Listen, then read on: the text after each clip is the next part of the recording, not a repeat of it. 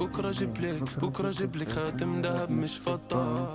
لو كنت عايش بالإمارات قبل 7000 سنة راح تقول بكرة جيب لك خاتم لؤلؤ من بحر دلما، يعني ممكن تزبط على القافية. لأنه قبل البنوك يا سيدي العزيز والذهب وحتى النفط، اللؤلؤ هو اللي كان ماسك اقتصاد البلد، وذلك لعدة أسباب. أولاً كان أهم نشاط اقتصادي في الإمارات. قبل النفط اللؤلؤ كان مصدر الدخل الأساسي للناس. ثانياً حرك التجارة والمواني. اللؤلؤ خلى المدن الساحلية مثل جلفار اللي هي راس الخيمة مراكز تجارية كبيرة. وثالثاً دعم الصناعة والملاحة، بسببه تطورت القوى البحرية وصناعة السفن في الإمارات. رابعاً كان سلعة غالية عالمياً.